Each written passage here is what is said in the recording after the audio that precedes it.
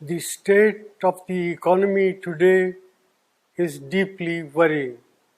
The last quarter's GDP growth rate of 5% signals that we are in the midst of a prolonged slowdown. India has the potential to grow at a much faster rate, but all-round mismanagement by the Modi government has resulted in this slowdown. It is particularly distressing that the manufacturing sector's growth is tottering at 0.6%.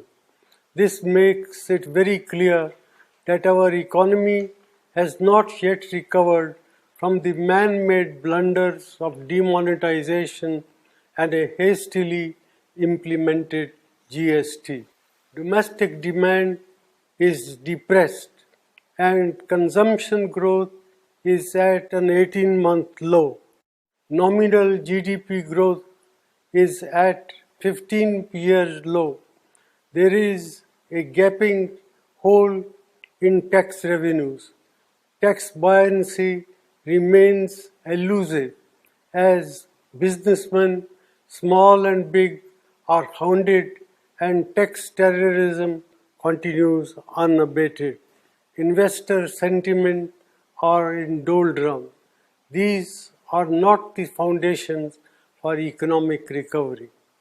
The Modi government's policies are resulted in massive jobless growth. More than 3.5 lakh jobs have been lost in the automobile sector alone. There will similarly be large-scale job losses in the informal sector, hurting our most vulnerable workers. Rural India is in terrible shape. Our farmers are not receiving adequate prices and rural incomes have declined. The low inflation rate that the Modi government likes to showcase comes at the cost of our farmers and their income by inflicting misery on over 50% of India's population. Institutions are under attack and their autonomy is being eroded.